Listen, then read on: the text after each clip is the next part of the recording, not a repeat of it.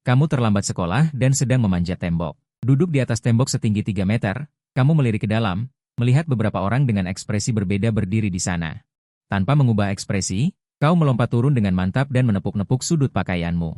Dengan sangat sopan, kau berkata kepada seorang pria parubaya yang mengenakan kemeja kotak-kotak, "Selamat pagi, kepala sekolah." Kepala sekolah tertawa kering dan memperkenalkan kepada orang-orang di sebelahnya, "Inilah Jiang Fan." Kau mengikuti pandangan kepala sekolah.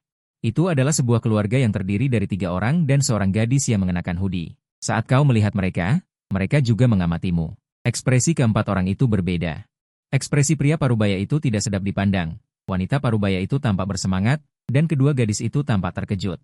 Ibu Chen berkata kepada gadis yang mengenakan hoodie, "Tuan Su, coba lihat, apakah dia?" Sun Yanchu berjalan beberapa langkah ke arahmu, meremas sebuah formula di tangannya dan berkata dengan lembut, "Maafkan kelancanganku." Kau melihatnya dan sebuah pikiran terlintas di benakmu, Sekte Tianxi. Di mata Sun Yanchu, sebuah garis merah keluar dari tubuh Ibu Chen. Perlahan melayang ke arahmu. Anehnya, garis merah itu berhenti di depanmu. Tidak melilitmu. Sun Yanchu menekan perasaan aneh di hatinya dan bergumam dalam hati, hubungan keluarga yang tipis. Dia berkata kepada Ibu Chen, "Nyonya Chen, itu dia." Ibu Chen berjalan cepat ke arahmu. Seolah ingin memelukmu. Kau mundur 2 langkah. Kepala sekolah buru-buru menjelaskan. "Chen, mereka adalah keluargamu." Kau melihat ketiga orang itu tanpa berbicara. Tentu saja kau tahu. Kau sudah tahu sejak 2 tahun lalu ketika kau bergabung dengan Biro Urusan Khusus. Hanya saja, kau dilahirkan dengan hubungan keluarga yang tipis. Sejak usia 12 tahun, kau telah berjalan sendirian di antara hidup dan mati. Kau sudah lama menghapus semua kasih sayang keluarga dari hatimu. Melihat kau tidak bergerak, Chen Jing menelan semua kata-kata pengakuan itu. Dia menjelaskan kepadamu dengan sederhana, "Aku Chen Jing, kakakmu. 17 tahun yang lalu, keluarga Chen salah mengambil anak. Kami sudah lama mencarimu dan akhirnya menemukanmu." Dikatakan salah mengambil anak, tetapi bagaimana mungkin ada kesalahan di ruang VIP rumah sakit swasta? Pasti ada yang sengaja menukarnya. Melihat kau tidak berbicara, Chen Jing melanjutkan, "Ini ayah dan ibu. Pulanglah bersama kami ke Zhongzhou." Saat kau hendak berbicara, ponsel di sakumu berdering. Kau berjalan menjauh 2 langkah dan mengeluarkan ponselmu untuk memeriksa pesan. Itu dari Kepala Biro Urusan Khusus. "Xiao Fan, formalitas di Zongda sudah selesai. Kapan kau akan datang ke Zhongzhou?" Di wajahmu yang tanpa ekspresi. Akhirnya muncul sedikit ketidakberdayaan. Kau mengetik balasan pesan, "Bisakah aku tidak pergi, Kepala?" Ganti orang? "Hei, Xiao Fan, kau juga tahu bahwa di biro kita, usia mereka tidak cocok. Hanya kau yang seusia mahasiswa. Lagi pula, jika bukan karena gangguan dari beberapa anak orang kaya itu. 4 bulan lalu, kamu seharusnya sudah menyelesaikan ujian masuk perguruan tinggi dan masuk Universitas Zongda." Yu Anning dengan sabar membujuk, menganggap bahwa selama kamu mengikuti ujian masuk perguruan tinggi, pasti bisa masuk Universitas Zongda. Kamu tahu tugas ini tidak bisa ditolak. Menghela napas dalam hati. "Baik, aku mengerti." Yu Anning melihat kamu setuju, mengetik dengan cepat. "Oke, semua sudah diatur di sini untukmu. Pilih jurusan sendiri setelah sampai di universitas. Kapan kamu akan datang? Naik jet pribadi?" Kamu mendongak dan melirik orang-orang dari keluarga Chen. Semua urusan menumpuk jadi satu, lebih baik diselesaikan sekaligus. Kamu berbalik dan berkata kepada Chen Jing, "Kapan?" Chen Jing melihatmu seperti ini, awalnya mengira kamu tidak ingin kembali ke keluarga Chen dan harus membujukmu lama. Tidak menyangka, setelah membalas pesan, kamu langsung setuju. Ekspresi wajah ayah Chen menjadi lebih buruk. Begitu mendengar tentang kembali ke keluarga Chen, kamu langsung bersemangat, begitu tidak sabar. Keesokan sorenya, kamu dan keluarga Chen bersama-sama mereka naik pesawat menuju ibu kota. Chen Jing bertanya dengan rasa ingin tahu, "Kenapa kita harus menunggu sampai sore untuk berangkat?" Awalnya mereka berencana terbang kembali pagi-pagi, tetapi kamu tidak setuju dan ingin menunggu sampai sore. Chen Jing mengira kamu ingin mengemasi barang bawaan dan menawarkan bantuan. Kamu menolak. Seharian itu, tidak ada yang melihatmu lagi. Kamu memegang ponsel dan terus mengetik. Ada urusan. Tentu saja karena urusan yang belum selesai diserah terimakan tadi malam. Chen Jing ingin bertanya ada urusan apa, tetapi melihat pesan di ponselmu terus berdering. Tampak sangat sibuk. Dia menjadi semakin bingung. Apakah kamu sedang berpamitan dengan teman-teman sekelas? Memperhatikan ponselmu tidak bermerek, terlihat sangat ringan dan tipis. Tidak tahu di mana membeli ponsel palsu itu. Lalu dia menyuruh asistennya yang berada di ibu kota untuk membeli sebuah ponsel. Setelah dipikir-pikir lagi, dia menambahkan, harus sama persis dengan yang diberikan kepada Chen Yu bulan lalu. Akhirnya kamu mengatur semua urusan dengan beres, dan baru saja akan meletakkan ponsel, sebuah pesan baru muncul. Sebuah berkas dengan nama Sun Yanchu. Sun Yanchu berusia 20 tahun. Berguru di Kuil Qiyun, Gunung Qiyun, Dongzhou. Setahun lalu, ia turun gunung untuk mengembara ke ibu kota Zhongzhou, membuka lapak untuk meramal dan melihat Feng Shui. Prediksinya sangat akurat. Dia sangat sukses di kalangan keluarga kaya dan metafisika di ibu kota, dan cukup dikenal. Selesai. Kamu berpikir apakah ini akan sulit dibujuk? Dalam sekejap, kamu menerima berkas lain. Pengenalan tentang keluarga Chen. Kamu membukanya dan melihat ada ratusan halaman. Pengalaman semua orang dari keluarga Chen sejak lahir hingga sekarang ada di dalamnya, terutama Chen Yu yang tertukar, yang secara khusus ditandai dengan warna merah. Diikuti dengan distribusi semua properti keluarga Chen, dan berbagai situasi lainnya. Kamu tidak membalas lagi. Setelah meletakkan ponsel, jika bukan karena tugas, kamu benar-benar tidak ingin meninggalkan Nanzhou. Hanya dengan menjaga sendiri tempat ini, aku bisa merasa tenang. Chen Jing melihatmu meletakkan ponsel, dan sengaja mencari topik untuk mengobrol denganmu. Belum sempat berbicara, kamu sudah mulai duluan. Kamu mencabut beberapa helai rambut dari kepala. Kamu mengeluarkan kantong kecil kedap udara dari tubuhmu dan memasukkannya ke sana. Pergilah ke ibu kota untuk melakukan tes DNA. Chen Jing terkejut dan tidak tahu harus menerima atau tidak. Tidak menerima juga tidak enak, kamu langsung memasukkannya ke tangannya. Meskipun aku belum memutuskan untuk kembali ke keluarga Chen. Tapi aku tidak ingin memperpanjang masalah ini. Chen Jing berkata, Tuan Su tidak mungkin salah perhitungan. Chen Jing mengatakan ini, tetapi sebenarnya dia juga sedikit ragu. Mereka mengikuti petunjuk Tuan Su dan menemukannya. Namun, dia tidak mengerti cara Tuan Su bekerja. Chen Jing menerima kantong kedap udara dan bertanya, kembali nanti, aku akan mengaturmu untuk mengulang SMA. Kamu ingin pergi ke SMA mana? Apakah SMA afiliasi Zongda boleh? Chen Jing menambahkan. Ini adalah SMA terbaik di ibu kota. Kamu belum lama tinggal di ibu kota, jadi wajar jika tidak tahu SMA mana yang bagus atau tidak. Tapi tidak masalah, aku juga tidak akan bersekolah di SMA. Tidak perlu, terima kasih. Kamu berkata dengan tenang, aku ingin tidur sebentar. Chen Jing tertegun sejenak. Kamu memiringkan kepala dan menutup mata, seolah-olah tertidur. Sejak kemarin, kamu telah menyerahkan urusan Nanzhou. 2 hari 1 malam telah berlalu, dan kamu juga tidak beristirahat. Dengan kultivasi saat ini, tidak tidur tidak terlalu berpengaruh padamu. Namun, kamu hanya ingin suasana yang tenang. Chen Jing menatapmu dengan bingung saat kamu langsung tertidur, dan tidak enak untuk mengganggumu lagi. Ayah Chen mulai merasa kesal padamu sejak kamu menunda-nunda dan harus menunggu sampai tengah hari baru berangkat. Ibu Chen sering melihat ke arahmu. Chen Jing melihat ibunya di samping melihat ke sini, dan berbisik memberitahunya. Jiang Fen tertidur.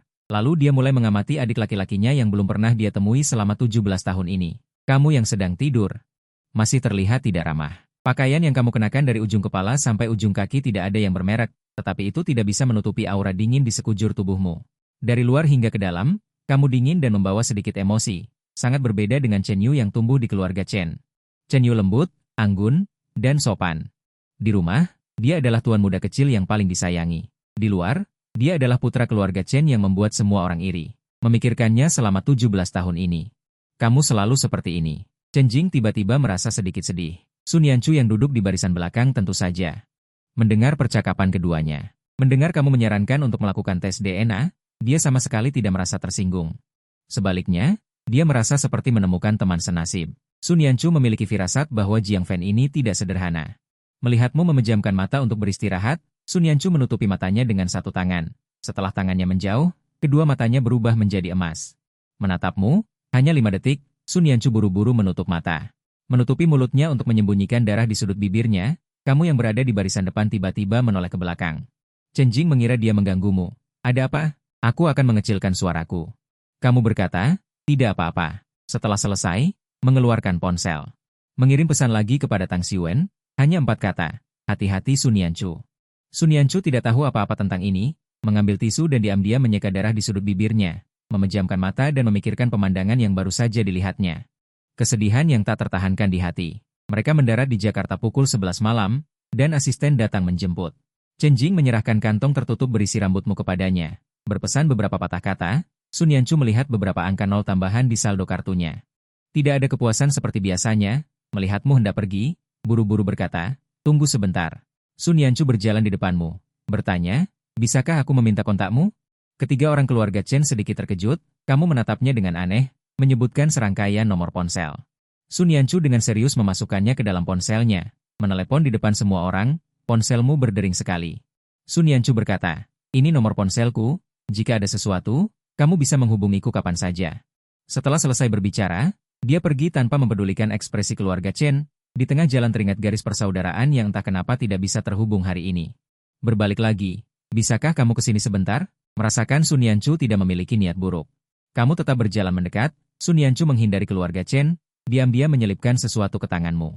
6 angka 0, kamu melihat kartu bank di tanganmu, tenggelam dalam pikiran. Bukankah dia seorang Taois? Kenapa jadi dewa penyebar uang? Menekan keanehan di hati. Menyimpan kartu itu, dengan santai menanggapi Chen Jing, dan ikut kembali ke keluarga Chen. Setelah Sun Yanchu datang ke Zhongzhou ini, adegan perebutan kekuasaan di keluarga kaya tidak terhitung jumlahnya. Sun Yanchu biasanya membagi uangnya dan menyimpannya di 2 kartu. Yang dia berikan adalah salah satunya, di dalamnya ada sekitar 5 juta. Memikirkan kejadian tadi, Sun Yanchu sudah berjalan sampai di depan pintu rumah. Diam-diam mengeluarkan jimat dan menjepitnya di antara jari-jarinya, dengan waspada melihat kedua orang yang berdiri di depan pintu. Nyonya Sun Yanchu, salah seorang dari mereka menunjukkan sebuah dokumen, dan berbicara. Wakil Komandan Biro Kemampuan Khusus Tang Xiwen, bisakah kita bicara? Kamu mendorong koper dengan satu tangan. Sambil memegang ponsel dan memproses pesan, Chen Jing melihatmu berjalan sendirian di belakang, mengambil barang-barang dan memperlambat langkahnya. Sepanjang jalan, kau hanya tidur atau mengetik di ponsel. Tidak ada kesempatan untuk mengatakan beberapa patah kata. Hingga masuk rumah, kau meletakkan ponselmu. Di keluarga Chen hanya tersisa Chen Yu selain para pelayan. Dia sudah menunggu di ruang tamu. Dia sangat gugup dan cemas. Sejak hari dia tahu bahwa dia bukan anak kandung keluarga Chen, ketakutan, kegelisahan, dan kecemasan membuatnya tercekik. Melihat keluarga Chen kembali, Chen Yu buru-buru menyambut mereka. Ayah, ibu, kakak kedua.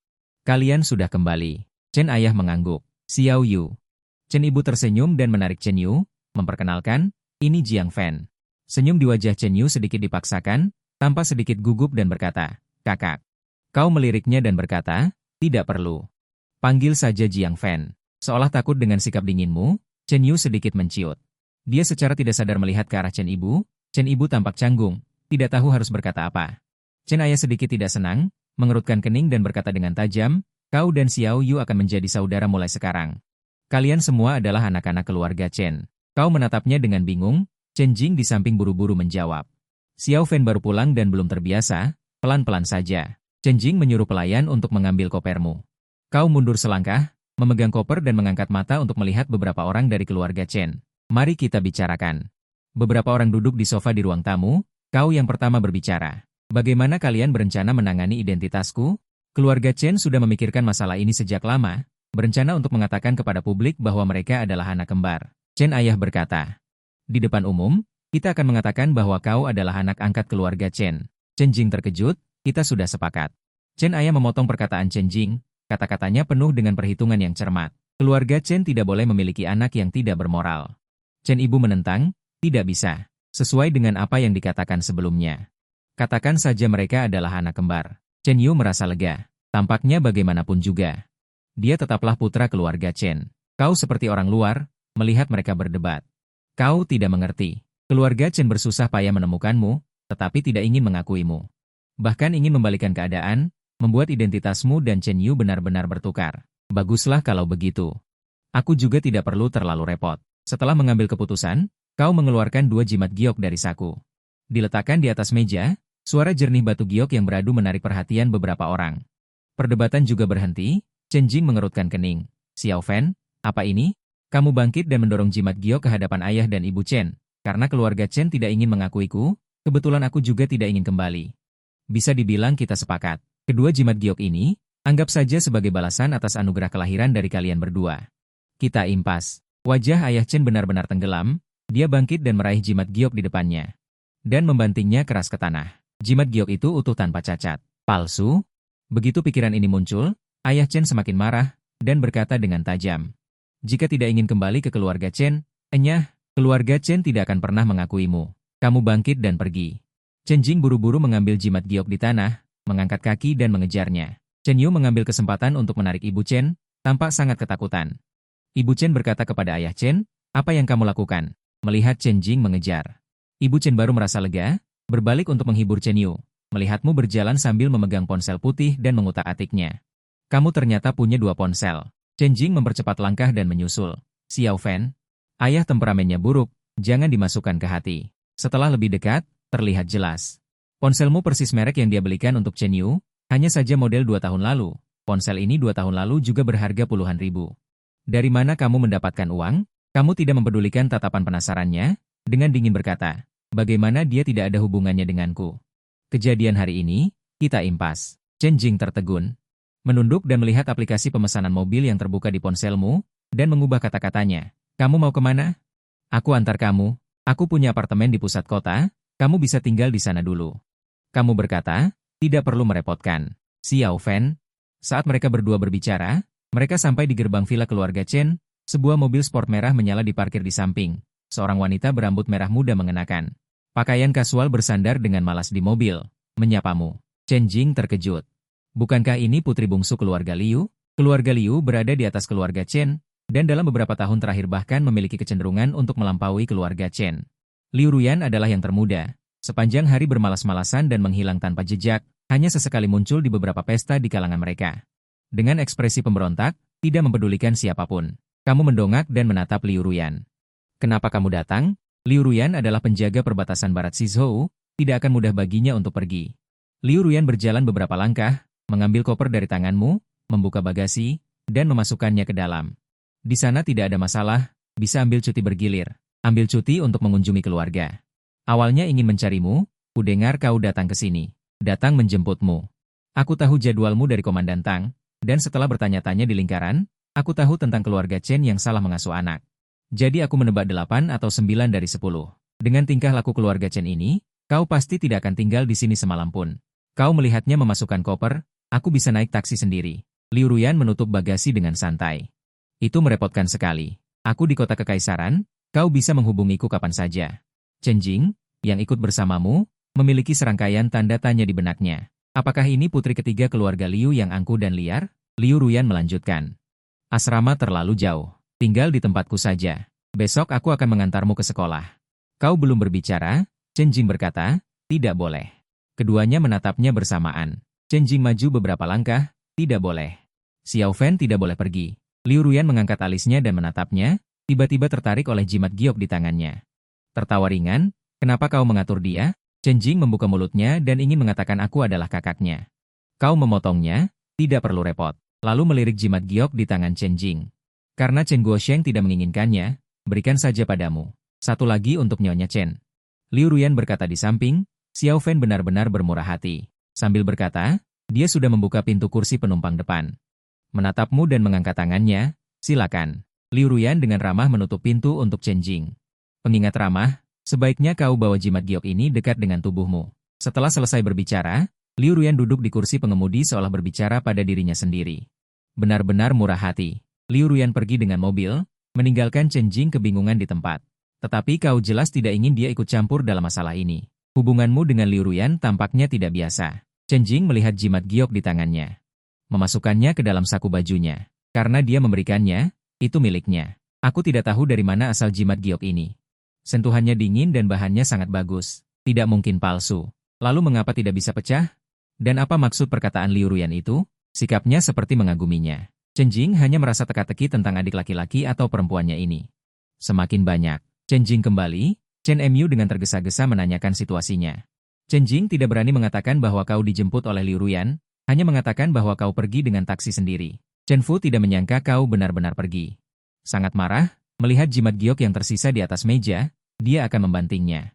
Chen Jing dengan cepat mengambilnya. Aku akan pergi menemuinya besok. Dia berencana untuk menemui Master Su terlebih dahulu. Memintanya untuk melihat jimat giok ini. Di dalam mobil, Liu Ruyan sesekali melirikmu. Melihat apa? Liu Ruyan sedikit malu dan tersenyum. Bagaimana lukamu? Kau masuk biro urusan khusus selama 2 tahun, dia belum pernah melihatmu terluka separah ini. Jika bukan untuk menyelamatkan mereka. Kau berkata dengan acuh tak acuh, sudah sembuh. Ada bantuan dari tabib yang didatangkan oleh Tang Xiwen. Hanya berbaring selama setengah bulan. Itu adalah iblis besar dengan kultivasi 10.000 tahun.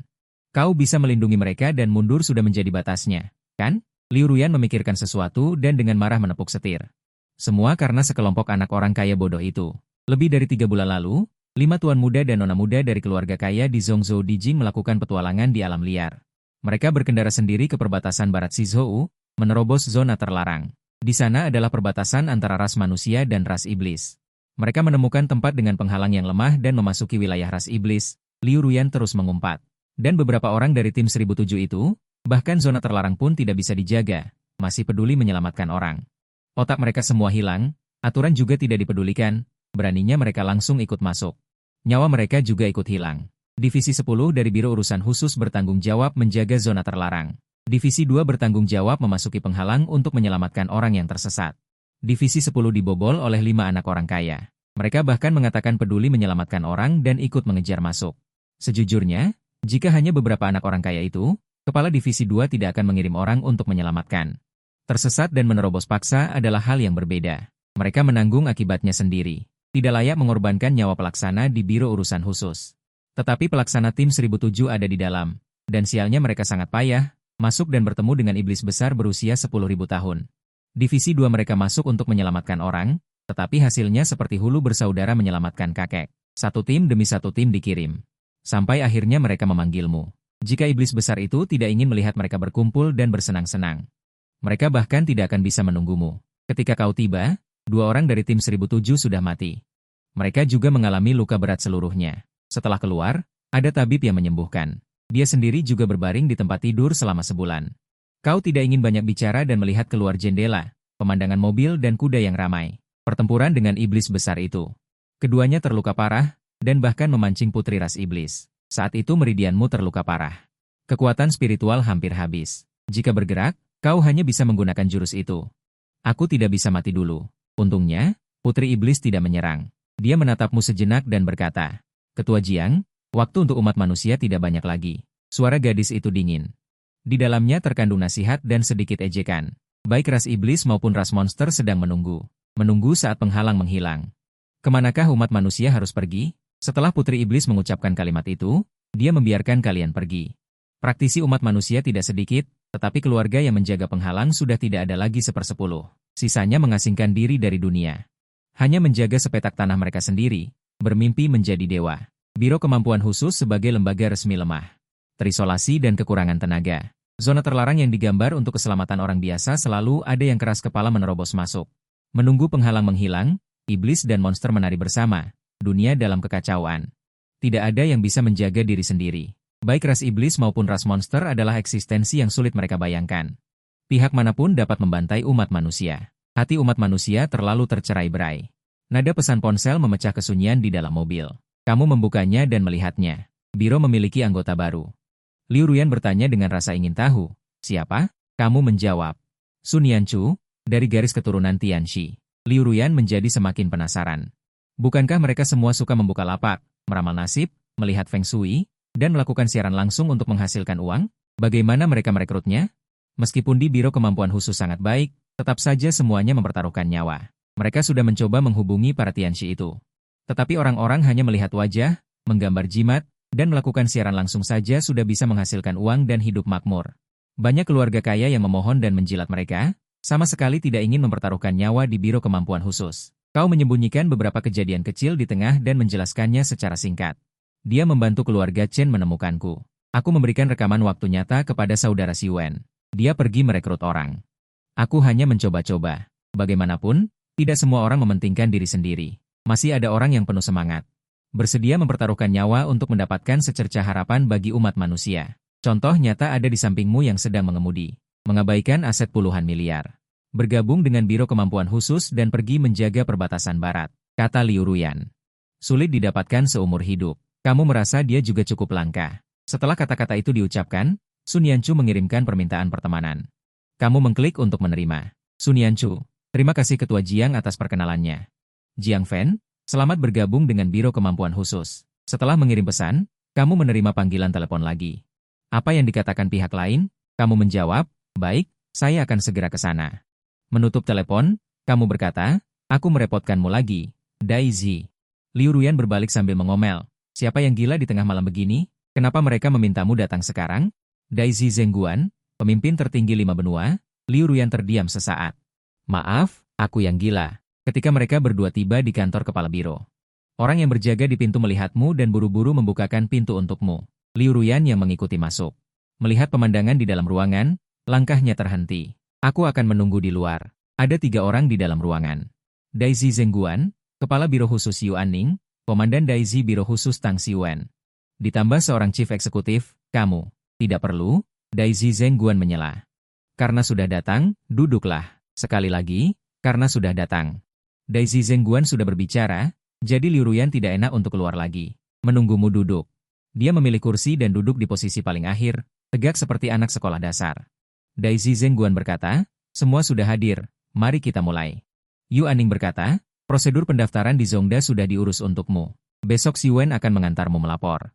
Kamu mengangguk. Yu Aning melanjutkan, tugasmu kali ini adalah memilih orang-orang yang memiliki kualifikasi kultivasi, dengan kepribadian baik yang kamu sukai. Waktunya 5 bulan. Apa arti baris kedua dari terakhir? Tapi tetap berkata, mengerti. Setelah berbicara, kamu melihat ke arah Daisy Zhengguan dan berkata, menurut pemberitahuan yang saya terima, seleksi skala besar di perguruan tinggi 5 benua akan dimulai dalam 6 bulan. Lalu secara bertahap mempublikasikan masalah kultivasi. Mengapa saya harus memilih beberapa orang terlebih dahulu? Apalagi tugas memilih orang dapat sepenuhnya diserahkan kepada pelaksana lain. Tidak perlu memindahkanku kembali dari Nanzhou. Universitas Zhongzhou adalah salah satu universitas terbaik. Di dalamnya juga banyak orang berbakat. Pemeriksaan fisik perguruan tinggi 5 benua yang diadakan beberapa bulan lalu sebenarnya adalah tes awal untuk kualifikasi semua orang. Universitas Zhongzhou memiliki banyak orang dengan potensi kualifikasi. Pasti bisa memilih beberapa bibit yang baik. Daisy Zhengguan tidak bertele-tele dan berkata, karena kami ingin kamu membentuk timmu sendiri. Liu Ruyan menahan diri, tapi tidak berhasil. Kenapa? Jika Xiao Fan membutuhkan, tim 0203 kami bisa. Dia awalnya keluar dari tim kami. Pelaksana Biro Khusus Kekurangan Tenaga. Semua pelaksana dibagi menjadi 17 divisi. Setiap divisi memiliki 10 tim, setiap tim terdiri dari 5-7 orang. Total semua pelaksana hanya berjumlah 1.000 orang. 400 orang menjaga perbatasan selatan, 300 orang menjaga perbatasan barat, 100 orang di Provinsi Utara. 100 orang sisanya menjaga Zhongzhou. 2 tahun lalu kamu masuk Biro Urusan Khusus, kamu masuk tim ketiga Divisi 2. Divisi 2 menjaga perbatasan barat menghadapi klan iblis, perbatasan selatan menghadapi klan iblis. Jauh lebih berbahaya dari perbatasan barat. Segel perbatasan selatan semakin lemah, serangan dari klan iblis akan menimbulkan celah. Klan iblis menyerbu umat manusia dari celah tersebut, dan beberapa manusia tersesat ke dalam klan iblis. Kamu mulai menjalankan tugas sendirian. Berkali-kali juga menyelamatkan tim yang berada dalam bahaya. Mengenai klan iblis, kamu lebih tahu dari semua orang di Biro Urusan Khusus. Setahun kemudian kamu menjadi kepala pelaksana, namamu tercantum sendiri, kamu juga benar-benar menjadi penyendiri. Kamu bertanya, mengapa aku harus membentuk tim? Yu Aning balik bertanya padamu. Apakah kamu tidak ingin rekan satu tim? Saat menjalankan tugas, tidak perlu sendirian, ada teman. Bisa dengan tenang menyerahkan punggungmu. Kamu menatapnya dengan tenang dan berkata, aku punya rekan. Ada banyak, hanya saja semuanya sudah tidak ada lagi. Sekarang hanya tersisa satu. Adalah rekan yang menyerahkan hidup dan mati. Yu Aning, di mana dia? Kamu tidak menjawab. Pejabat eksekutif berkata, Jiang Fan. Umat manusia perlu tumbuh secepat mungkin. Kamu tidak bisa hanya menjadi pelindung. Kamu tidak bisa melindungi begitu banyak orang. Umat manusia membutuhkan seorang penuntun. Tidak perlu mereka sekuat kamu, asalkan memiliki kekuatan untuk melawan iblis dan klan iblis biasa. Aku berpikir untuk memilih sejumlah bibit unggul. Biarkan mereka tumbuh terlebih dahulu. Urusan selanjutnya akan dibicarakan nanti. Kamu menyetujuinya. Yu Aning memberimu daftar. Itu adalah orang-orang yang memiliki potensi yang diuji setengah bulan lalu. Nama, usia, jurusan, keluarga, dan foto mereka sendiri. Semuanya terdaftar dengan rapi di atasnya. Nomor timmu 0. Kamu menerimanya, setelah bertanya dan mengetahui tidak ada pengaturan lain. Kamu membawa daftar dan proposal pergi. Setelah keduanya pergi, Yu Aning menghela napas. Apakah ini benar-benar mungkin? Pejabat eksekutif bersandar di sofa, dengan lelah memijat pelipisnya. Cobalah saja. Tang Xiwen menatap keduanya. Aku bilang punya rekan, itu berarti punya jangkar. Yu Aning berkata. Rekan yang belum pernah dilihat siapapun, rekan Schrödinger, berarti jangkar Schrödinger. Pejabat eksekutif berkata, rekan itu terlalu tidak pasti. Sebaiknya buat dia memiliki lebih banyak ikatan.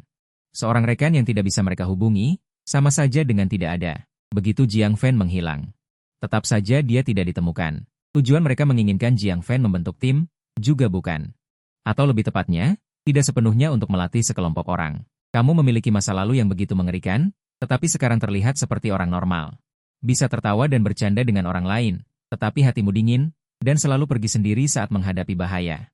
Pelacak juga tidak diaktifkan, seolah-olah tidak masalah jika tidak bisa kembali, dan tidak pernah memberitahu siapapun jika terluka. Berpura-pura tidak terjadi apa-apa, dan diam-diam bersembunyi untuk menyembuhkan diri sendiri. Mungkin karena perbedaan usia yang terlalu jauh sehingga ada jarak. Atau mungkin masa lalumu, Dan situasi saat pertama kali memasuki biro khusus tidak baik, jadi kamu tidak mempercayai mereka. Itu tidak penting. Jika perbedaan usia terlalu jauh, biarkan dia bergaul dengan orang-orang seusianya. Jika tidak percaya, biarkan dia memilih sendiri rekan yang bisa dipercaya. Bagaimanapun, ikatan antara dia dan ras manusia harus ditingkatkan. Setidaknya tidak membiarkanmu mati di tempat yang tidak diketahui suatu hari nanti. Pergi ambil koper di mobil Liu Ruyan. Dan dorong ke asrama. Liu Ruyan berkata, kamu punya rekan tim baru. Apakah kamu tidak menyukaiku lagi? Tidak akan. Mata Liu Ruyan berbinar. Xiao Fan, kamu melanjutkan, tidak pernah menyukai. Tidak ada hubungannya dengan punya atau tidaknya rekan tim. Liu Ruyan, aku sedih. Ekspresimu dingin. Melihatmu tidak bergeming, Liu Ruyan menghentikan sikap bercanda itu. Dan mengakui, Jiang Fan, maaf. Langkahmu terhenti, dan kamu menoleh untuk melihatnya. Liu Ruyan mengerutkan bibirnya dan berkata, Kapten Liu memintaku mewakili tim 0203 untuk meminta maaf padamu. Mereka bilang tidak punya muka untuk bertemu denganmu. Maaf. Mereka sombong, besar kepala, dan merasa diri paling benar, mengira tim yang terperangkap tidak terkalahkan. Akibatnya seluruh tim 0203 di tangan iblis besar itu, tidak bertahan 10 gerakan. Setelah kamu tiba, iblis itu tidak bisa maju selangkah pun. Melihatmu berlumuran darah, memegang pedang berdiri di depan mereka. Tidak mundur selangkah pun, isolasi dan pengabaian mereka terhadapmu 2 tahun lalu, semuanya berubah menjadi rasa bersalah dan permintaan maaf. Secara pribadi, semua anggota tim 0203, mereka tidak bisa melanggar perintah atasan, jadi mereka melampiaskan amarah pada pendatang baru. Tidak ada dari mereka yang menanyakan kekuatanmu, karena usiamu yang masih muda, mereka menganggapmu sebagai beban. Dengan dalih melindungi, mereka mengucilkanmu. Kamu berkata dengan tenang, tidak masalah. Sebelum bergabung dengan biro khusus, kamu telah mengalami banyak kejahatan di dunia ini, dan sudah lama mengerti. Diriku bukan emas, tidak semua orang harus menyukai diriku. Sekarang melihat kembali. Orang tua kandung pun tidak menyukaiku, apalagi orang asing. Tidak ada kewajiban bagi siapapun untuk merawat dan mengakomodasi diriku. Satu-satunya yang bisa diandalkan adalah diriku sendiri. Memikirkan kata-kata Yuaning, tanpa sadar menggenggam liontin perdamaian di lehernya. Diriku punya teman, diriku tidak sendirian. Keesokan paginya, Chen Jing tiba di kediaman Sun Yanchu, mengetuk pintu dan menunggu lama. Tetapi tidak ada yang menjawab. Chen Jing tidak punya pilihan selain menelepon Sun Yanchu. Sun Yanchu mendengar dari Chen Jing bahwa ada sepotong giok dan ingin dia membantunya memeriksanya.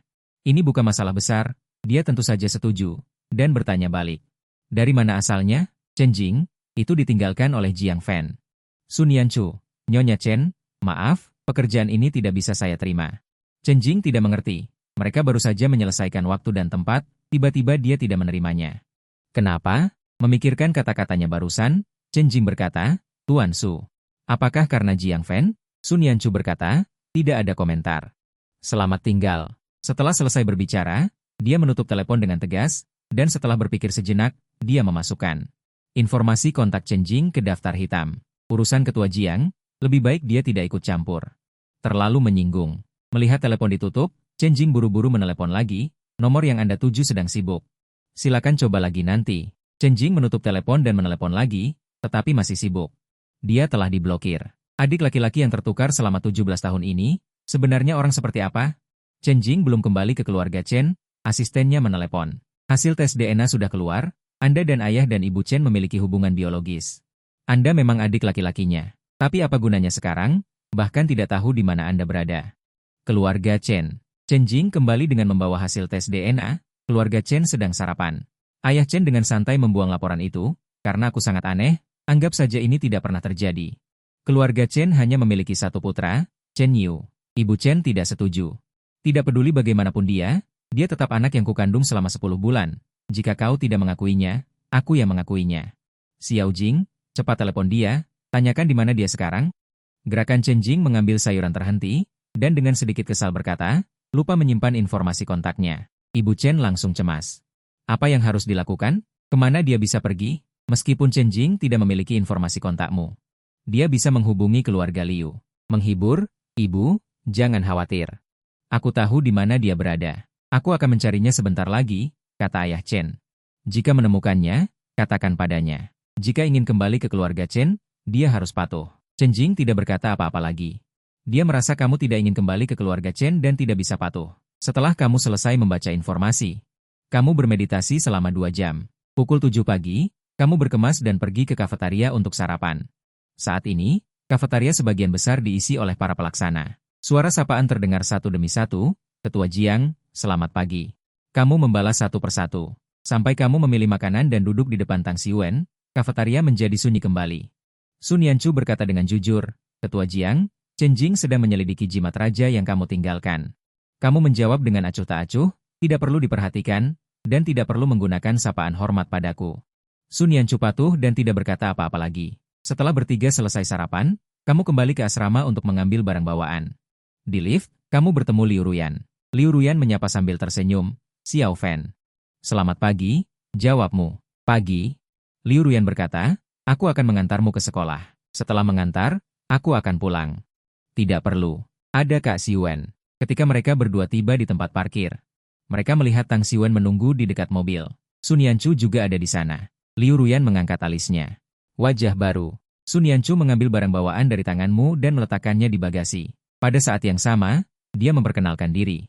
Halo, namaku Sun Yanchu. Aku seorang Taois. Aku datang kemarin.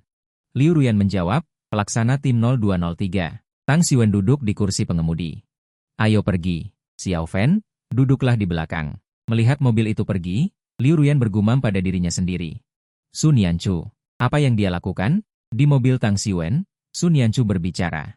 Ketua Jiang, apakah kamu akan membentuk tim? Kamu melihat ke arah Tang Siwen. Dia memintamu untuk duduk di belakang. Apakah dia sudah tahu? Tang Siwen melihat tatapanmu di kaca spion dan menjawab. Dia bertanya padaku tentang kandidat anggota tim. Tidak perlu terbatas di sekolah. Sun Yanchu baru saja bergabung dan untuk sementara ditempatkan di markas besar. Dia mencari Tang Siwen sejak pagi. Menanyakan apakah para eksekutor memiliki tim. Apakah Ketua Jiang memiliki tim? Tang Siwen melihatnya tampak bersemangat untuk mencoba. Jadi beritahu dia tentang rencanamu membentuk tim. Tang Siwen sangat penasaran, orang seperti apa yang bisa masuk ke timmu. Pandanganmu kembali ke Sun Yanchu. Sun Yanchu melanjutkan, aku berumur 20 tahun ini. Seorang yatim piatu, berguru di kuil Qiyun Gunung Qiyun, Dongzhou, ahli dalam jimat. Bisa menangkap hantu dan bermain tai chi, memiliki mata peramal, bisa melihat beberapa masa depan. Bisakah Ketua Jiang mempertimbangkan aku? Kau menangkap poin pentingnya, mata peramal, teringat saat di pesawat. Kau merasa seperti ada yang menembus dirimu. Kau melihat masa depanku? Sun Yanchu mengangguk. Berkata jujur, hanya beberapa gambaran, maaf, aku lancang. Kultivasimu jauh di atasnya, beberapa detik itu membuatnya terkena serangan balik. Kau bertanya dengan ragu. Bisa diceritakan? Sun Yanchu berkata, aku melihatmu. Sebelum kata-kata itu keluar, darah sudah mengalir dari sudut mulutnya. Tangan Sun Yanchu yang memegang kursi tanpa sadar mengencang. Wajahnya pucat pasi, menahan rasa sakit yang menusuk tulang, melanjutkan. Berdarah. Kau mengangkat tangan menutupi lengannya, menghentikannya. Sudah. Jangan katakan lagi. Pada saat yang sama, kekuatan spiritual yang tak henti-hentinya memasuki tubuhnya, meskipun kau ingin tahu. Tetapi tidak bisa dengan mengorbankan nyawa orang lain. Ekspresi Tang Siwen sedikit serius. Xiao Fan berdarah. Dia sekarang sangat ingin tahu apa yang dilihat Sun Yanchu. Tetapi Sun Yanchu tidak bisa mengatakannya. Sun Yanchu menunduk.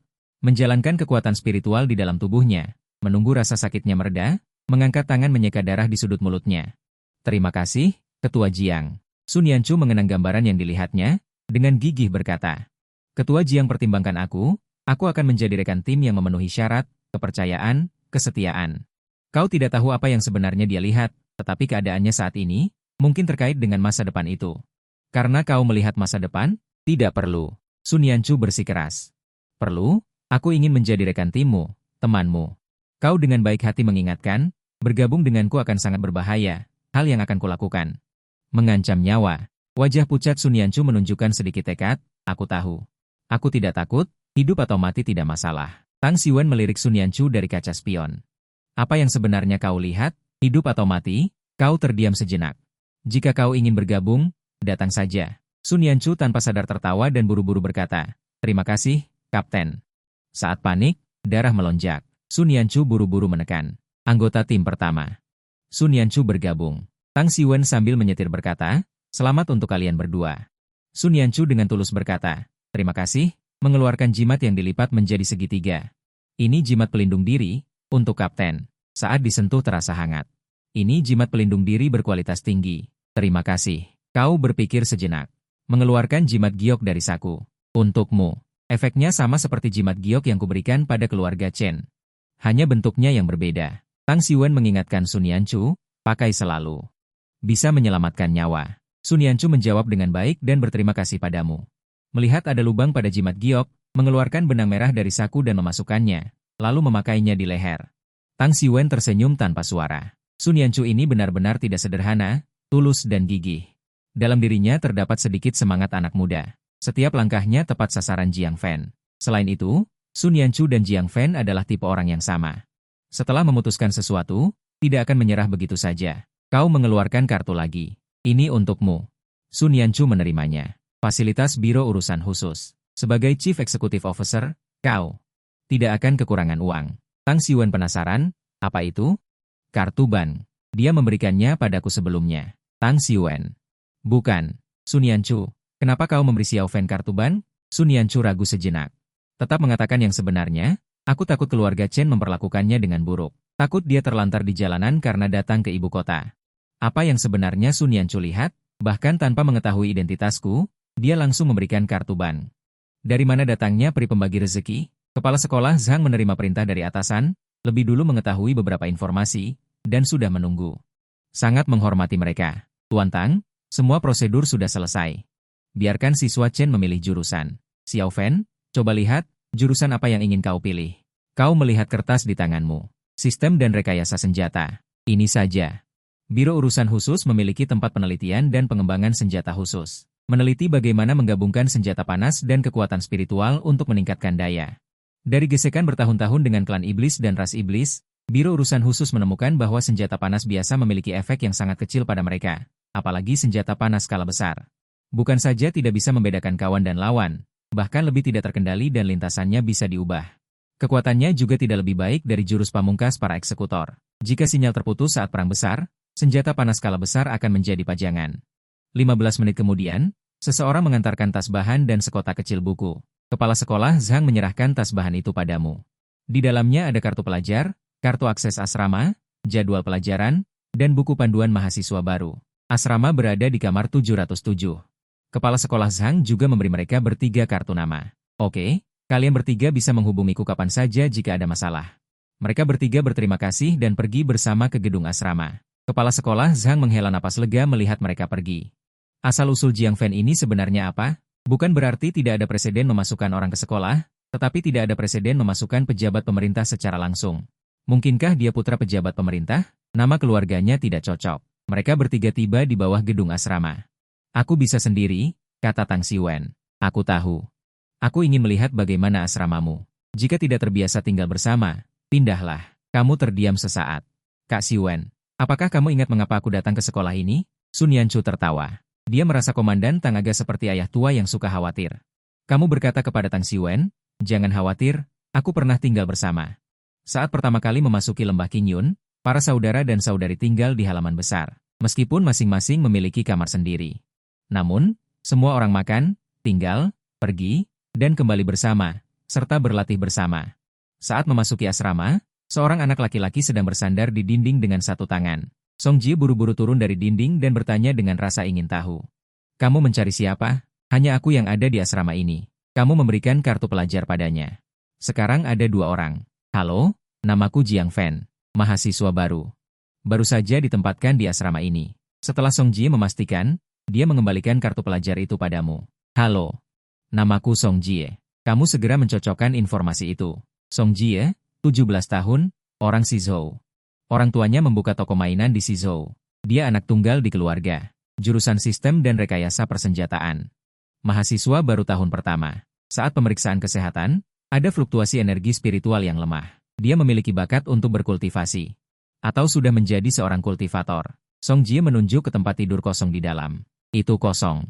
Kamu tinggal di sana. Sambil berkata demikian, dia pergi untuk membersihkan kunci pas di atas meja. Kamu melihat sekilas tanpa meninggalkan jejak. Tang Xiwen dan Sun Yanchu membantumu membereskan barang bawaan. Song Jie menunduk bermain ponsel, lalu sesekali diam-diam melirik Sun Yanchu. Sun Yanchu merasakan sesuatu tetapi mengabaikannya dan fokus merapikan tempat tidur untukmu. Melihat asrama hampir beres, Tang Xiwen masih memiliki banyak urusan yang menunggunya untuk ditangani, jadi dia tidak berlama-lama. Sun Yanchu melihatmu lalu melihat Tang Xiwen. Apa yang harus kulakukan? Tang Xiwen sedikit berpikir. Ikut aku dulu. Karena Sun Yanchu tidak ada urusan, maka bantulah dia mencoba strategi pelatihan. Sun Yanchu menatapmu, menunggu instruksimu. Kamu mengangguk. Pergilah. Segera teringat bahwa mereka adalah rekan satu timnya, dia menambahkan kalimat, jika ada sesuatu, kirim pesan. Jika ada urusan mendesak, telepon. Setelah mereka berdua pergi, Song Ji mengangkat kepalanya dari ponsel. Orang yang memakai hoodie olahraga tadi juga temanmu? Kamu mengangguk? Aku pernah melihatnya di jembatan penyeberangan sebelumnya. Dia membuka lapak meramal. Apakah kamu pernah meminta diramal olehnya? Song Ji menggelengkan kepala. Tidak, dia cukup tampan, jadi aku lebih memperhatikannya saat itu. Kamu bangkit berdiri, aku akan jalan-jalan di dalam sekolah. Tidak ada kelas pagi ini. Melihat kamu tidak ingin banyak bicara, Song Ji juga tidak menyelidikinya lebih jauh dan menawarkan diri. Aku temani kamu, ya? Saat mereka berdua berjalan ke sebuah gedung pengajaran, mereka bertemu dengan Chen Yu. Chen Yu melihatmu dan tanpa sadar berkata, "Kenapa kamu di sini?" Orang-orang yang bersama Chen Yu semuanya dari lingkaran keluarga kaya di kota kekaisaran. Masalah keluarga Chen yang salah mengasuh anak dan pergi ke Nanzhou untuk mencari orang sudah menyebar di lingkaran itu. Semua orang menunggu untuk menonton pertunjukan. Melihat bagaimana keluarga Chen menanganinya. Seorang pria dan seorang wanita di sebelah Chen Yu menatapmu. Mata gadis itu menatapmu dengan keterkejutan yang tak tersembunyi. Kamu melirik mereka. Tanpa diduga, ada juga wajah yang familiar. Sungguh musuh bebuyutan. Kamu tidak menghiraukan Chen Yu. Pria di sebelah Chen Yu berkata, "Tunggu. Xiao Yu sedang berbicara denganmu, apa kamu tidak dengar? Benar-benar dari desa. Tidak sopan." Chen Yu berbisik seperti membujuk, "Jangan katakan itu." Kamu menatap pria itu, "Apakah kamu begitu ingin melindungi tuanmu? Apakah kamu anjingnya Chen Yu? Apakah keluarga Xiao tahu tentang ini?" Xiao Jibo sangat marah hingga wajahnya memerah. "Siapa yang anjing? Omong kosong apa yang kamu bicarakan?" Chen Yu mengerutkan kening, "Jibo hanya peduli padaku." "Kenapa kamu bisa berkata seperti itu? Apa hubungannya dia denganmu? Aku tidak menginginkan identitasmu."